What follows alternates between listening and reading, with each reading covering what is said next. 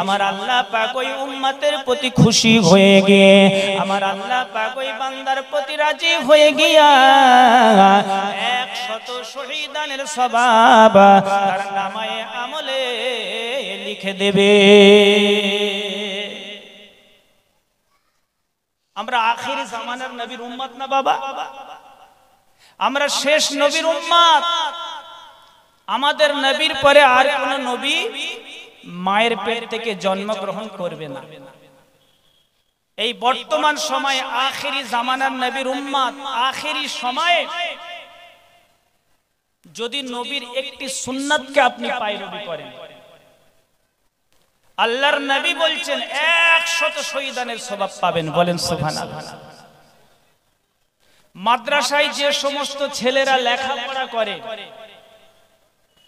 যারা কোরআনের শিক্ষা করেন, হাদিসের শিক্ষা করেন, তারা যখন খানা খায়, খাবার খায়, নবীর সুন্নাত আদায় করে কি করে না বাবা? দোয়া পড়ে খাবার খায় না? অবশ্যই খায়। তারা যখন পেশাব পায়খানাতে যায়, দোয়া পড়ে ঢোকে কি ঢোকে না? তারা যখন কোনো মানুষকে দেখতে পায়, মুসলমানকে, নবীর সুন্নাত অনুযায়ী সালাম দেয় কি দেয় না? শিক্ষা তো এই নবীর ঘর মাদ্রাসায় দেওয়া হয়। এখনো কিছু উগ্রপন্থী এরা বোঝে না, জানে না, যার জন্য এরা বলে যে মাদ্রাসায় জঙ্গির ট্রেনিং দেওয়া হয়। বলেন নাউজুবিল্লাহ। না, এ নবীর ঘর মাদ্রাসায় জঙ্গির ট্রেনিং দেওয়া হয় না। এখানে জঙ্গি তৈরি করা হয় না, বরঞ্চ নবীর ঘর মাদ্রাসাতে কিভাবে ছোটরা বড়কে মহব্বত করবে, বড়রা ছোটকে স্নেহ করবে, নাপাক থেকে পাক হবে, সন্তান পিতাকে কিভাবে সম্মান করবে, ছোটরা বড়কে কিভাবে সম্মান করবে, এই সমস্ত শিক্ষা নবীর ঘরে দেওয়া হয়। বলেন সুবহানাল্লাহ। বেরাদরন ইসলাম, 100 শহীদানের সওয়াব এই জামানায় নবীর একটি সুন্নাতকে যদি আপনি জিন্দা রাখেন তো পাবেন। কিন্তু আমরা অনেক মুসলমান নবীর সুন্নাত আমাদেরকে ভালো লাগে না, মাথায় টুপি দিতে আমাদের লজ্জা হয়, মুখে দাড়ি রাখতে আমাদের লজ্জা হয়, লম্বা জামা গায়ে দিতে আমাদের লজ্জা হয়। কথা ঠিক ঠিক ভুল বাবা? ঠিক।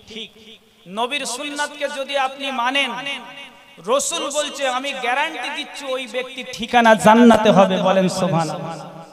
আল্লাহর নবী পবিত্র জবানে আরো জানিয়েছেন, নবী আমার 1400 বছর আগে জানিয়ে দিয়েছেন, মান আহাব্বা সুন্নতি ফাকাদ আহাব্বানি ওয়া মান আহাব্বানি কানা মাই ফিল জান্নাহ।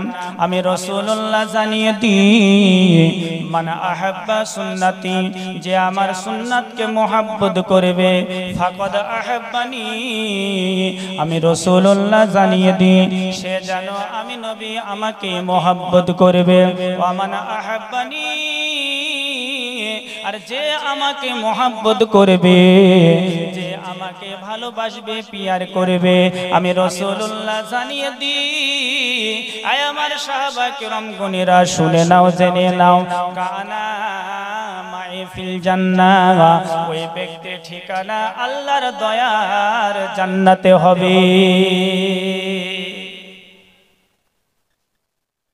এখন নবীর সুন্নাত আমাদের ভালো লাগে না।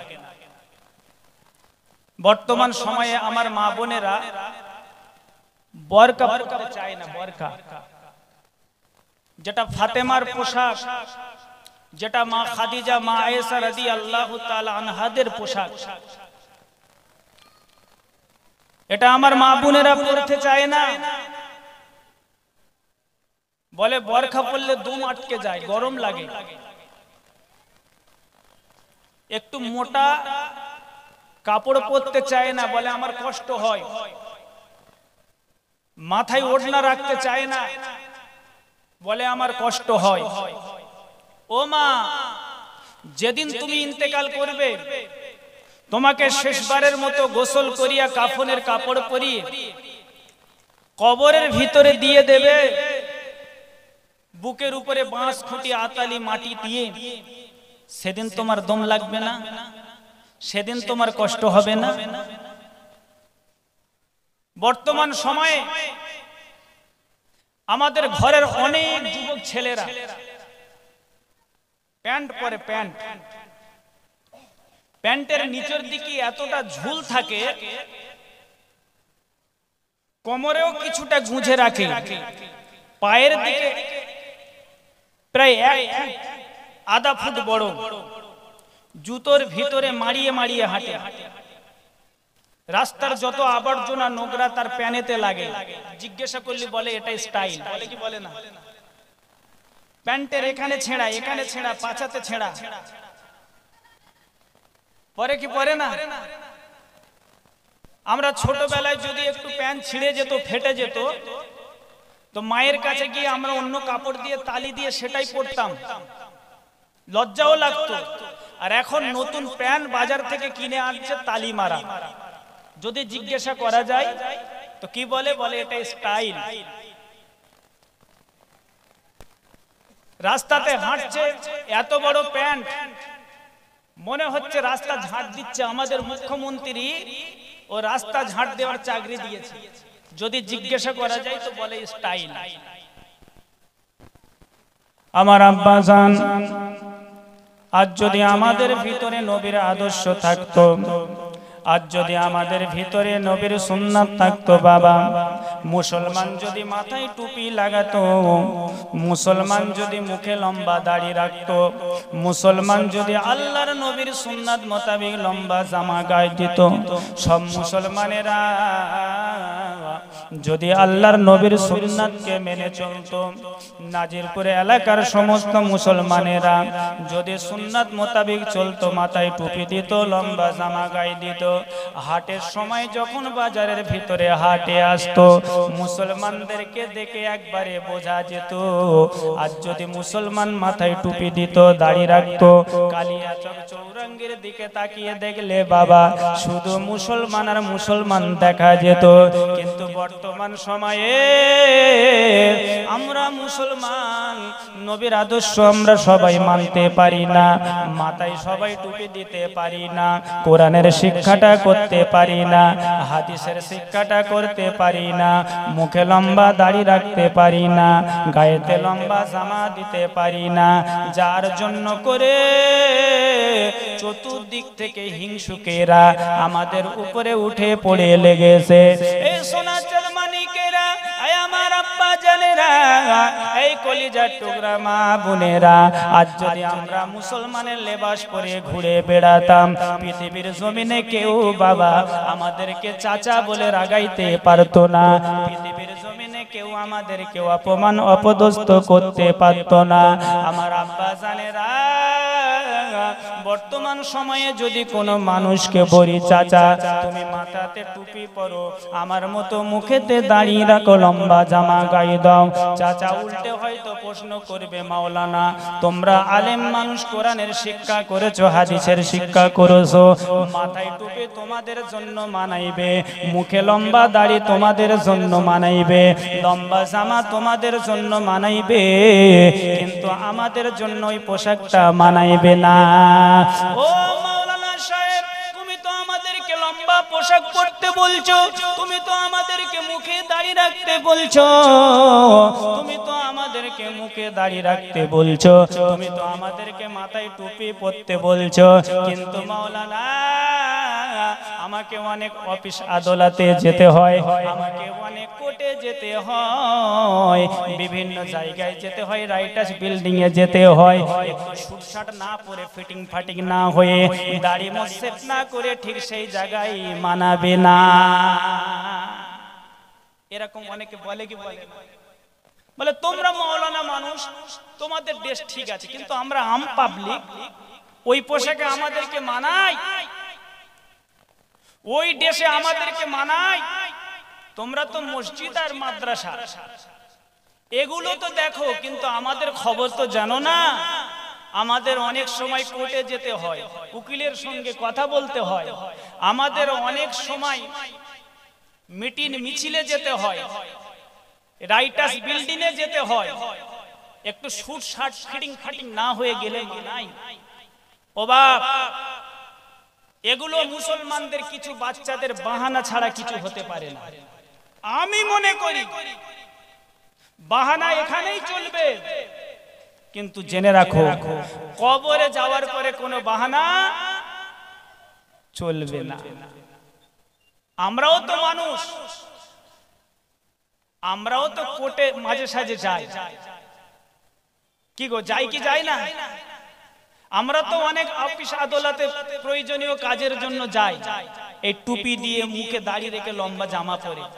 তো কই আজই পর্যন্ত আমাদের তো কেউ ঘাট ধাক্কা মেরে বার করেনি যে তোমাকে জুব্বা খুলে আসতে হবে, টুপি খুলে আসতে হবে, দাড়ি কেটে আসতে হবে, কেউ বলেনি। কিন্তু আমাদের ঘরের সলিমউদ্দিন কলিমউদ্দিন এদেরকে যদি মাথায় টুপি মুখে দাড়ি লম্বা জামা পরতে আমরা বলি, তো আমাদেরকে উল্টে প্রশ্ন করে। আমাদের অনেক জায়গায় যেতে হয়, সেখানে টুপি দাড়ি পরে গেলে মানায় না। আমি অনেকক্ষণ ভাবলাম, ভাবার ফলে বুঝলাম যে না, এ ঠিকই বলেছে। টুপি দাড়ি জুব্বা পরে সব জায়গায় যাওয়া যাবে, যাওয়া যাবে।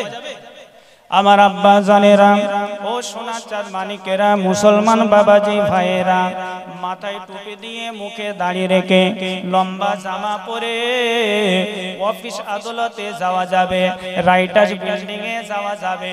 মাথায় টুপি দিয়ে মুখে দাড়ি রেখে নবীর আদর্শে আদর্শিত হয়ে মাদ্রাসার শিক্ষায় শিক্ষিত হয়ে কোর্টে যাওয়া যাবে। কিন্তু মাথায় টুপি দিয়ে মুখে দাড়ি রেখে লম্বা জামা গায়ে দিয়া সিনেমা হলের ভিতরে যাওয়া যাবে না। ও তো ঠিকই বলেছে যে আমাদের লম্বা জামা পরে সব জায়গায় যাওয়া যাবে। কি গো যাওয়া যাবে?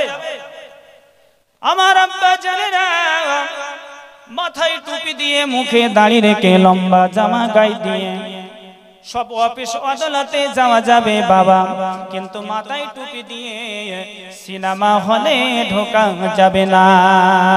মাথায় টুপি দিয়ে লম্বা জামা গায়ে দিয়ে বাবা মদের আড্ডাতে যাওয়া যাবে না। আমি মাওলানা সাহেব যদি মাথায় টুপি দিয়ে লম্বা জামা গায়ে দিয়ে মুখে সুন্নতি ছেড়ে কোন মদের ভাট্টিতে যদি চলে যায়, সেখানে যাওয়ার পরে যদি গিয়ে বলি, ও মদের দোকানদার জলদি করে আমাকে এক বোতল মদ দাও, দেবে? মদের দোকানদার লজ্জায় পড়ে যাবে, বলবে ও মসজিদের ইমাম সাহেব, মাদ্রাসার শিক্ষক, এতদিন ধরে মদ বিক্রয় করছি, কিন্তু তোমার মতো মোল্লা কোনোদিন দেখি নাই। তোমার মাথায় টুপি, তোমার মুখে দাড়ি, তোমার গায়ে লম্বা জুব্বা রয়েছে, অতএব তুমি জলদি করে চলে যাও, চলে যাও। তোমার মতো মোল্লার কাছে মদ দেওয়া যাবে না। যদি তোমার মহল্লার লোকেরা জানতে পারে, তোমার মহল্লার মোড়ল সর্দারেরা, গ্রামের লোকেরা জানতে পারে, আমার 7 জন্মের মতো মদ বিক্রি করা ছাড়িয়ে দেবে। বোঝা গেল বাবাজি ভাই, মাথায় টুপি দিয়ে মদের আড্ডাতে যাওয়া যাবে না। শুধু তাই নয়, মাথায় টুপি দিয়ে লম্বা জামা গায়ে দিয়ে নবীর আদর্শে আদর্শিত হইয়া তাসের আসরে বসা যাবে না। আপনাদের ওই 3 রাস্তায় মোড়ে যদি কিছু মানুষ বসে বসে তাস খেলতে থাকে, আর ওই জায়গায় গিয়ে যদি বলি, ভাই আমি তোমার সাথে তাস খেলবো, আমাকে সঙ্গে করেলে, বলবে মাওলানা জলদি করে চলে যাও, এতদিন আমরা তাস খেলছি, জুয়া খেলছি, কিন্তু কোনোদিন আপনার মতো লোক দেখি না, অতএব জলদি করে আপনি এখান থেকে চলে যান। বোঝা গেল মুসলমান, নবীর আদর্শে যদি আপনি আদর্শিত হতে পারেন, এই কোরআনের শিক্ষা যদি আপনার ভিতরে থাকে, মাদ্রাসার শিক্ষা যদি আপনার ভিতরে থাকে, বহু রকমের গুনাহ থেকে আপনি বেঁচে যেতে পারবেন। আমার আব্বা জানেরা রে, মাথায় টুপি যদি আপনার কাছে থাকে, মুখে যদি লম্বা দাড়ি থাকে, গায়ে যদি লম্বা জামা থাকে, বহু রকমের পাপের কাজ থেকে আপনি বেঁচে যাবেন। শুধু তাই নয়, নবীর আদর্শই যদি আপনি আদর্শিত হতে পারেন বাবা, পৃথিবীর জমিনে আপনি কোনোদিন বেউজ্জতি হবেন না। নবীর আদর্শই যদি আপনি আদর্শিত হতে পারেন, পৃথিবীর কোনো মানুষ শত চেষ্টা করলে আপনার অপমান করতে পারবে না। আমার আল্লাহ পাক যদি আপনি নবীর আদর্শে আদর্শিত হয়ে থাকেন, প্রয়োজন হলে গায়বী মদদি করবে, প্রয়োজন হলে আমার আল্লাহ গায়বী সাহায্য করে আপনার শান মান বাড়িয়ে দেবে। আল্লাহুম্মা সাল্লি আলা মাওলানা মুহাম্মাদ ওয়া আলা আলি সাইয়্যিদিনা। একটু জোরে সরে বলুন, আল্লাহুম্মা সাল্লি আলা মাওলানা মুহাম্মাদ ওয়া আলা আলি।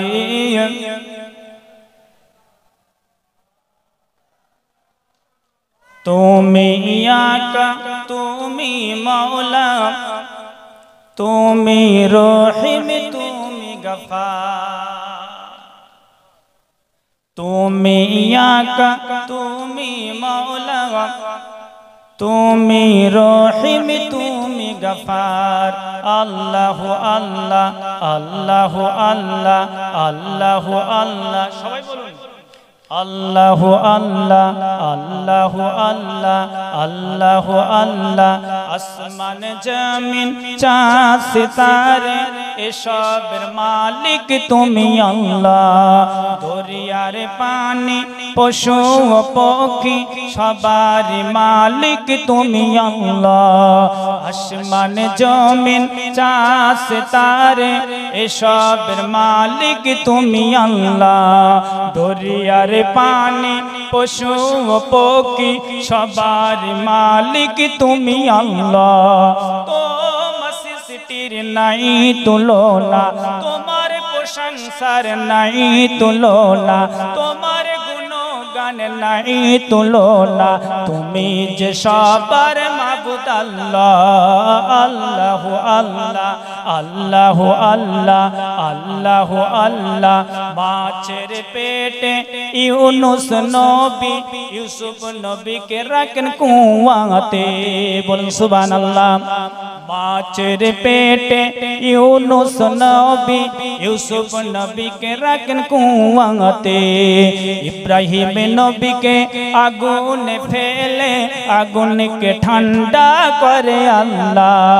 ইব্রাহিম নবীকে আগুনে ফেলে আগুনকে ঠান্ডা করে আল্লাহ। তোমার সৃষ্টির নাই তুলনা, তোমার প্রশংসার নাই তুলনা, তোমার গুণগান নাই তুলনা।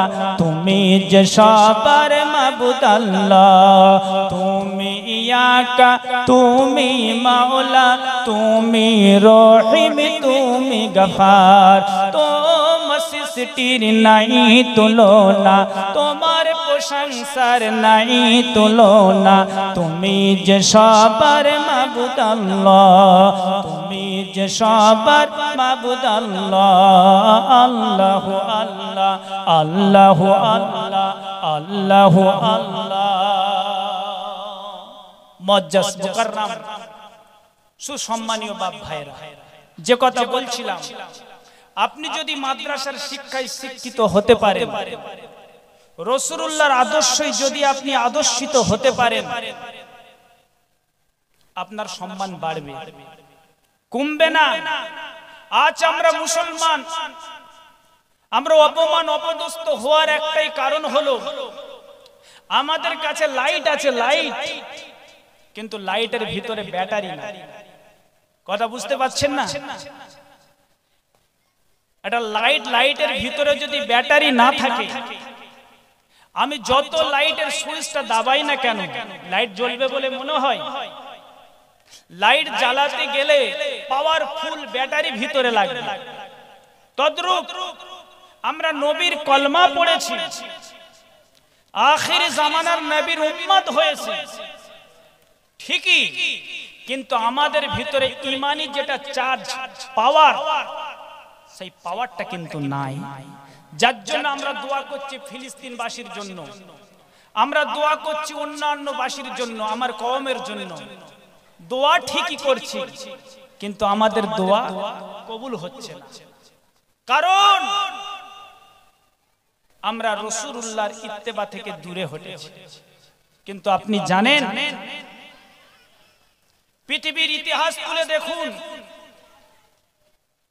যে সমস্ত ব্যক্তিরা নবীর ইত্তেবা অনুযায়ী চলেছে, যাদের ভিতরে মাদ্রাসার শিক্ষা ছিল, কুরআনের শিক্ষা ছিল, নামাজের মহব্বত ছিল, হাদিসের মহব্বত ছিল, তারা যখন মুসিবতে পড়েছে, আমার আল্লাহ পাক গায়েবী মাদাদি করেছে। বলেন সুবহানাল্লাহ। ছোট্ট একটা ওয়াকিয়া আপনাদের সম্মুখে বলি। ইসলাম ধর্মের চিরশত্রুর নাম কি বাবা? একজন বলুন তো। আমরা সবাই জানি মূর্খের পিতা আবু জাহেল। আমি গুনাহগার, এটা অহংকার করে বলছি না। আপনাদের দুয়ার বাবরকতে বছরে আমি 7 থেকে 8 বার মক্কার জমিনে যাই। এই রমজান মাসের আগে আসলাম, আবার পবিত্র রমজান মাসে আমার একটা গ্রুপ গেল। আমি নিজে গভর্নমেন্ট সরকারি Mecca Medina tour and travels এর লাইসেন্স নিয়ে আমি গোটা পশ্চিমবঙ্গ থেকে লোক তুলি। এলাকায় বিভিন্ন জায়গাতে এই হজে নিয়ে যাওয়ার নাম করে প্রতারণা চলছে, একটা আওয়াজ চলছে।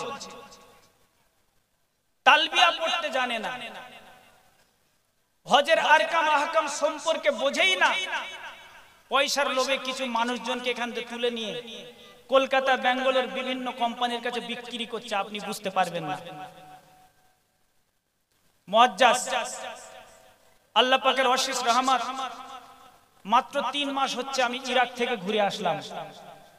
আল্লাহ পাক ইরাকের সারজমিন বিভিন্ন জায়গা আমাকে দেখিয়েছে, মক্কা মদিনার সমস্ত অলিগলি আমাকে দেখিয়েছে। আবার 1.5 মাসের মধ্যে আলহামদুলিল্লাহ আমি 45 জনের কাফেলা নিয়ে মক্কাতে যাচ্ছি ফরজ হজে।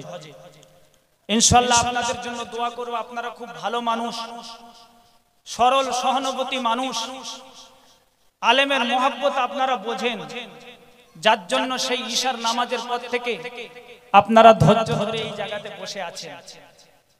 বেরাদরান ইসলাম, ইরাকের সারজমিনে শুয়ে আছে হযরত আলী রাদিয়াল্লাহু তাআলা আনহু, চতুর্থ খলিফা।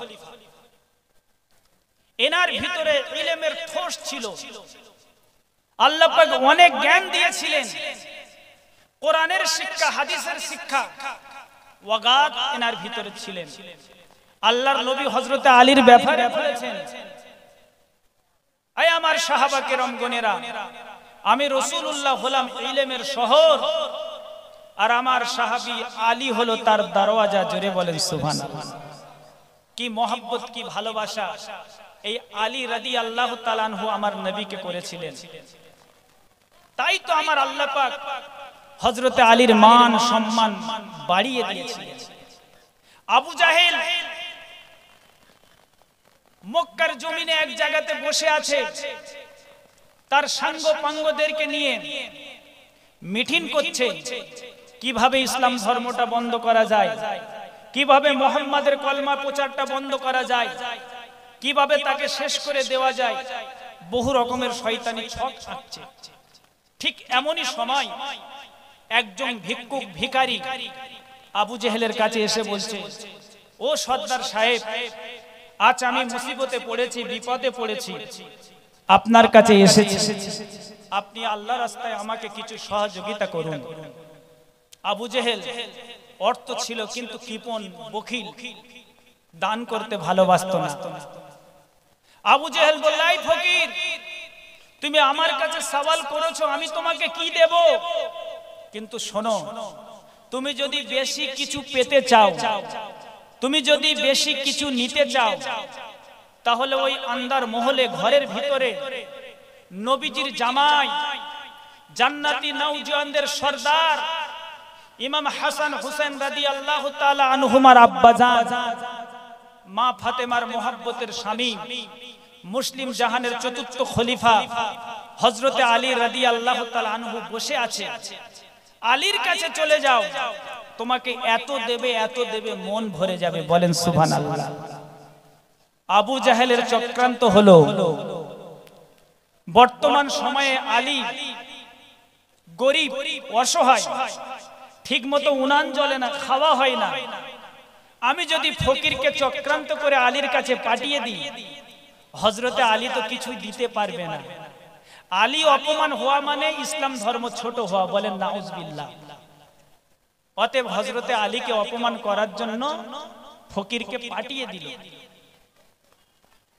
মুসলমান বাবাজি ভাই, পৃথিবীর সমস্ত মানুষ যদি উঠে পড়ে লাগে, মুসলমানকে ধ্বংস করে দেব, মুসলমানকে নাস্তে নাবুদ করব, মুসলমানকে শেষ করে দেব, ভারতের সারা জমিন থেকে মুসলমানকে মিটিয়ে দেব। কোন ব্যক্তি যদি মনে করে মুসলমানকে দুনিয়ার বুকে রাখবো না, আর যদি আপনি প্রকৃতি মুসলমান হয়ে থাকেন, যদি সত্যিকারে আপনার প্রতি আল্লাহর মহব্বত থাকে, রাসূলুল্লাহর ভালোবাসা থাকে, পৃথিবীর মানুষ যত উঠে পড়ে লাগুক না কেন, আপনার সম্মানের একটিও ক্ষতি করতে পারবে না। এই বাবাজি ভাইরা, আবু জাহেল চেয়েছিল আমার রাসূলকে শেষ করে দেবে, আমার রাসূলকে দুনিয়ার বুক থেকে মিটিয়ে দেবে, কিন্তু আমার আল্লাহ বলে আমি আমার হাবিবের শান আর মানকে বড় করেছি, আমি আমার রাসূলুল্লাহর শানকে উঁচু করে দিয়েছি। পৃথিবীর মানুষ যত চেষ্টা করুক না কেন, কোনো মতে মিটাইতে পারবে না। আবু জাহেল মনে করলো হযরতে আলীকে অপমান করব। আবু জাহেল মনে করলো আলী কিছু দিতে পারবে না, অপমান হবে। ফকিরকে বলল যাও যাও যাও, ওই আলীর কাছে চলে যাও, এত দেবে তোমায় মনটা ভরে যাবে। নারায়ে তাকবীর, নারায়ে তাকবীর, নারায়ে রিসালাত। না, হযরতে আলীকে অপমান করবে, কিন্তু না, প্রকৃতি যাদের ভিতরে রাসূলের মহব্বত থাকবে, শরীয়তের জ্ঞান থাকবে, পৃথিবীর কেউ তাকে শত চেষ্টা করলে পারবে না। বলেন সুবহানাল্লাহ। আবু জাহেল যখন বলল হযরতে আলীর কাছে ফকিরকে যেতে, ওই ফকিরটা লোভে পড়ে গেল আবু জাহেলের কথা শুনে। সঙ্গে সঙ্গে হযরতে আলী রাদিয়াল্লাহু তাআলা আনহুর কাছে চলে গেল। হযরতে আলী ঘরের ভিতরে বসে রয়েছে বাবা। হযরতে আলী রাদিয়াল্লাহু তাআলা আনহুর নিকটে গিয়ে বলতে লাগলো, ও নবীজির জামাই, ও শেরে খোদা মুশকিলে কুশা, ও ইমাম হাসান হুসাইনের আব্বা জান, ও গো মা ফাতেমার স্বামী, ও গো মুসলিম জাহানের চতুর্থ খলিফা, আপনার কাছে বড় আশা নিয়ে এসেছি। আমি অসহায় মানুষ, আমি মুসিবতের মধ্যে পড়ে রয়েছি, আমি ভিক্ষুক মানুষ, আপনার কাছে এসেছি। আপনি দয়া করে আমাকে আল্লাহর রাস্তায় কিছু সহযোগিতা করুন। ও বাবাজি ভাই, ফকির যখন হযরতে আলীর কাছে গিয়ে সওয়াল করলো, কিছু চাইল, হযরতে আলী যেন চিন্তায় পড়ে গেল, টেনশনে পড়ে গেল। কারণ সে সময় হযরতে আলী রাদিয়াল্লাহু তাআলা আনহুর কাছে দেওয়ার মতো ওই রকম কিছু ছিল না। অসহায় মানুষ, ঠিকমতো উনান জ্বলে না, ঠিকমতো খাওয়া হয় না, কাছে অর্থ সম্পত্তি টাকা পয়সা নাই বা থাকতে পারে, কিন্তু হযরতে আলীর কলিজার ভিতরে ইসলামের মহব্বত, নবীজির মহব্বত অগাধ ছিল। হযরতে আলী রাদিয়াল্লাহু তাআলা আনহু ফকির যখন সওয়াল করলো, চিন্তায় পড়ে গেল, আমার আল্লাহর কাছে দরখাস্ত করতে লাগলেন, ওগো রব্বুল আলামিন, ওই যে আবু জাহেল ইসলামের দুশমন চক্রান্ত করে আজকের ফকিরকে আমার কাছে পাঠিয়েছে, ওগো আল্লাহ,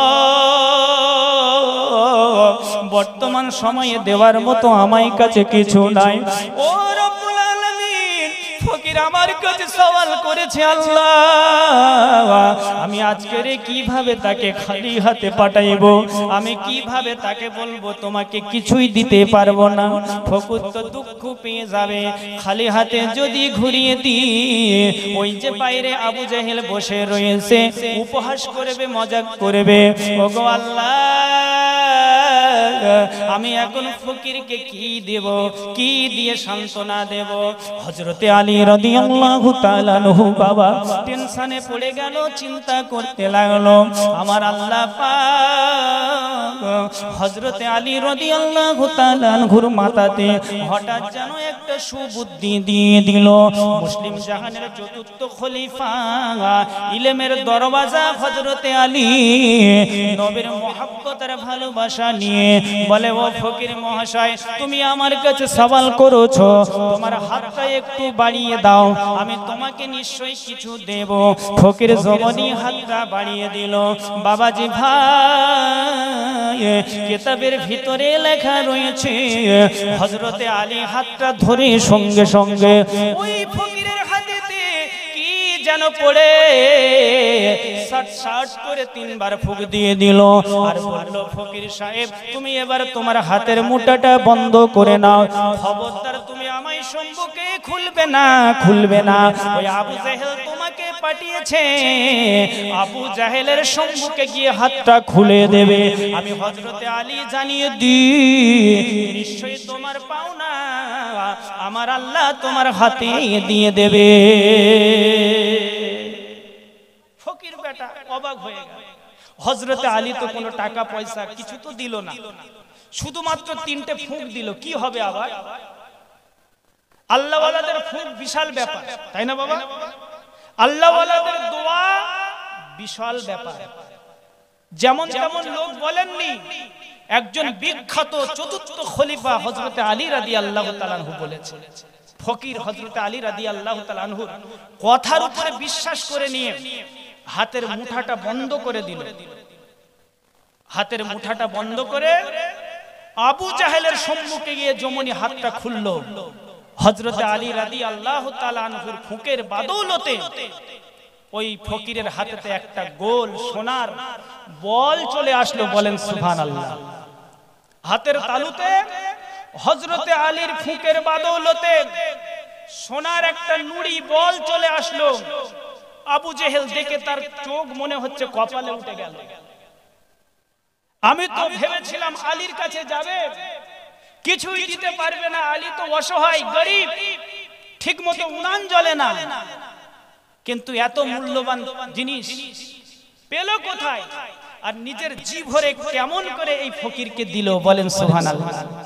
আমার কাছে যদি কোনো ব্যক্তি এসে সওয়াল করে, আল্লাহর রাস্তায় কিছু দাও, আমার পকেটে যদি 10,000 টাকার ব্যান্ডেল থাকে সব দেব না 5 টাকা 10 টাকা দেব, 5-10 টাকা দেব?